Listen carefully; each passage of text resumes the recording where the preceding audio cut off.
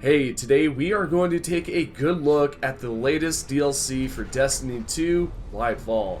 Let's go ahead and start off with the story. What is that? The Witness. We are picking up where we left off last season. The Witness had tried to capture the Traveler with the assist of Aramis.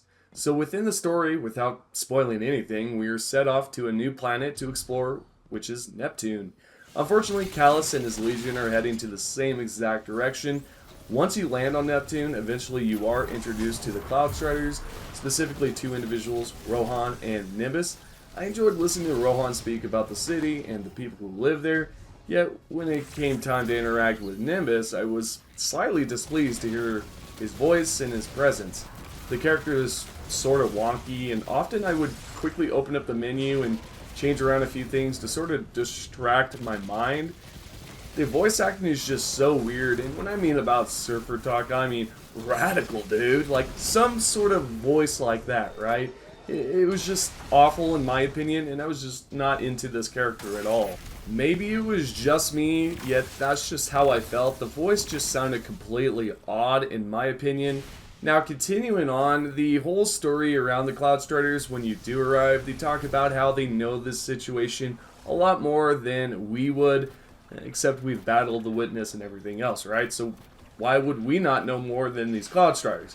So, the next mission, they end up changing everything and saying that they should trust us because we might know things more than they. So, it was just really odd, and I did not really know how to feel about it. And to wrap it all up, we have to talk about the Veil, because this was introduced and it was quite confusing.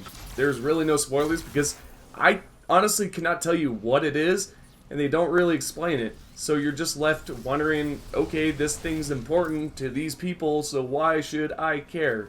And you really cannot find a reason because you don't know what it is and what it does. There's just no explanation behind certain things. Some of the writing, it feels sort of pushed to some extent, maybe forced would be the right word.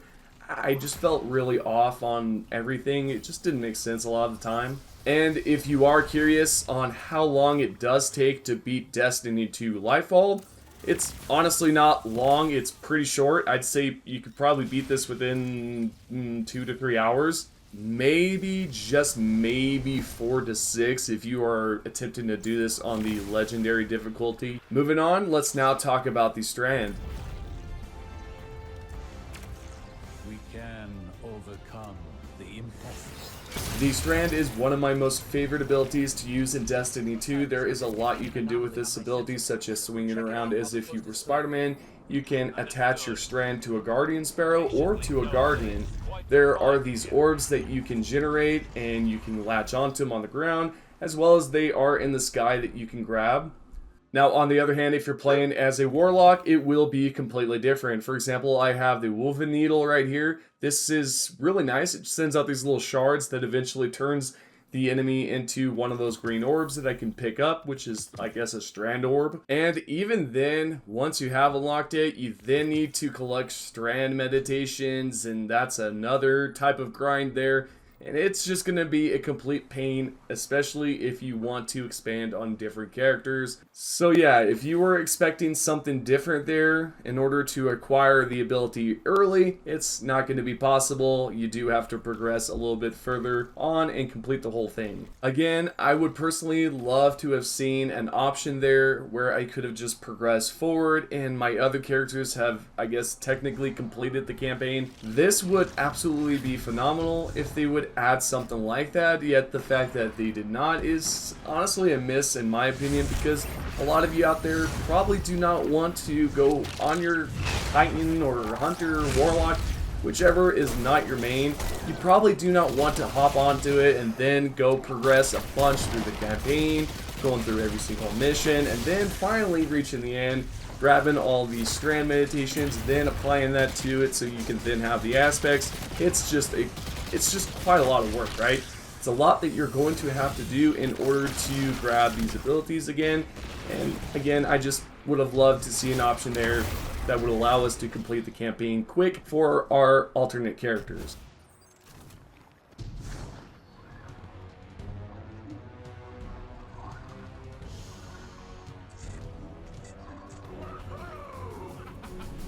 Overall, Neptune is quite large compared to other maps. I'm gonna say that this is probably similar to the moon size as far as exploration and how far you can travel on the map. I think it might just be a little bit bigger than that. As for the environment itself, there are some rocky roads, and you look up to the sky and the buildings, it's pink, blues, very beautiful, and I think that they did a great job on this. I honestly don't have any complaints when it comes to the map. I actually prefer this more than the moon, and I think you guys can probably agree on that. So, as for other explorations, you can go over towards the farm, which was nice to relive some good moments, especially if you've been playing this game since the beginning. If you were able to do any of the exotic missions down below in the basement there where you were able to receive the outbreak, that is some good flashbacks, some good memories. Honestly, just traveling and traversing through the farm was just nice. It was great. I think this was great for a lot of you out there too, because it was, again, it was a flashback. It's good memories for you to go back on and enjoy and talk about with your friends. I'm honestly surprised that there was not much done in this location. There's no hidden objects, no hidden stuff at all. So I guess maybe that's a miss there. I will say, without ruining anything within the storyline, there is one thing that is done here, but that's just about it. As for the rest of the exploration, you can hop on top of the other buildings, just like you would have been able to do in the past. So yeah, pretty enjoyable. I think they did a great job on the environment. And now, last but not least, we are going to be talking about whether or not this is worth it.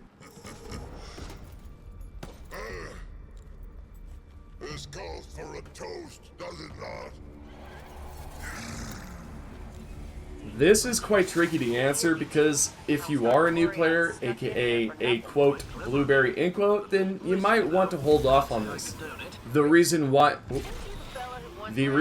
I say this, because if you're not totally invested into the game and you've not purchased the prior DLC, then you might not want to buy this. Speaking of prior DLC, did you guys know that if you have purchased Witch Queen and then you load up Lightfall, you might end up experiencing some spoilers because they did not block out anything or change the cutscenes or somehow stop it from revealing itself.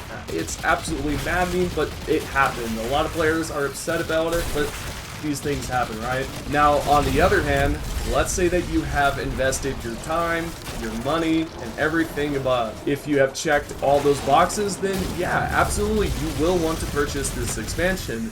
The only issue I could see you coming across is you might see that the whole explanation behind the veil or certain things is pretty dull. It's not explained well. The characters are sometimes iffy, at least one of them is, and overall, it is fun. It absolutely is. There's nothing wrong with the content itself except certain things like that. I know that if you have not paid attention to the lore, this is going to be a big no-no for you because you're just going to be like, well, what's the purpose of this all? So that's another thing. I do think if you're just invested into the game completely, you've read the lore, you've done everything you possibly can do in the game, then yeah, you're going to love everything about this content. You're not going to dislike a single thing about it. I just think that there's average players, I guess, that play this game, or some players that are just not totally invested into it, but they do want to learn about the story. Yeah, they might not enjoy this at all because of the fact that certain things are not explained well. And that has happened in the past. Bungie has completely ruined it in a sense for new players to join this game because the way things are explained at the beginning. And as I've mentioned before, if you've purchased Witch Queen and then you've purchased Lightfall, the Lightfall cut screens are going to spoil a lot of stuff, so that's something to keep an eye out for. Other than that, yeah, you might want to buy it, but if you're new to the game, probably not. Hope that you guys have enjoyed the video. If you are new to the videos, subscribe, turn the notifications on to all, and give the video a like. Let's talk about it. So yeah, thank you guys, and I'll see you all on the next video.